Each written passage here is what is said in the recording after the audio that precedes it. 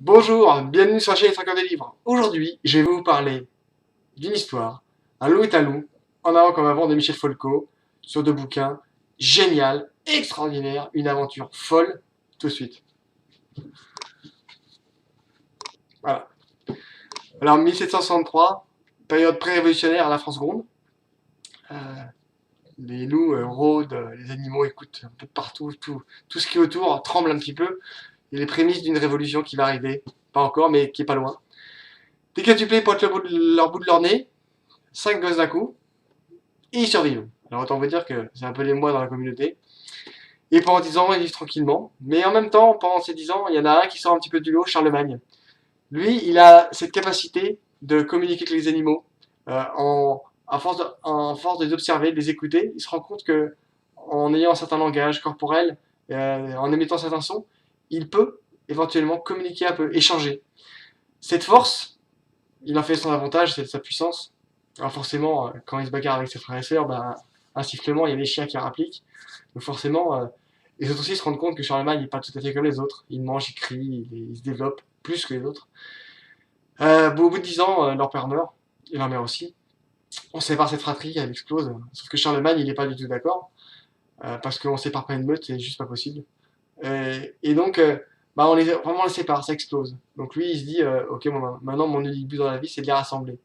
Et l'aventure commence, ou se poursuit, parce que forcément, bah, on va mettre tout ce qui est possible de mettre à travers son chemin, mais lui, il s'en fout. Il est pasto. Donc on le met en prison, on le met dans des cachots, on lui met des chaînes au cou. À chaque fois, il tape dessus et il s'évade. Bien sûr, il aide sa fratrie et de plusieurs personnes qui rappliquent autour parce que Charlemagne, il est quand même diablement intéressant. Et il y en a pas mal qui veulent voir où est-ce jusqu'où il peut aller. Et il va jusqu'au bout du bout du bout du bout.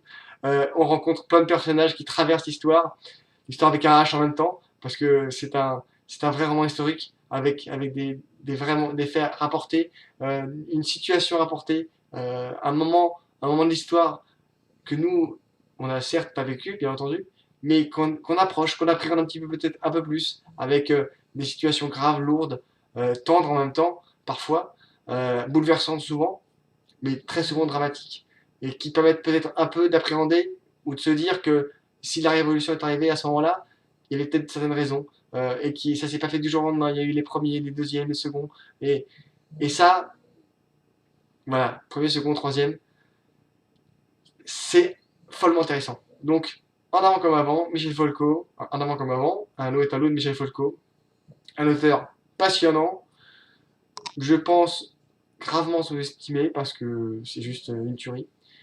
Donc, voilà, ces deux romans-là, je vais m'en arrêter là pour aujourd'hui. J'ai un autre résumé un peu plus long, mais je vous conseille de le lire.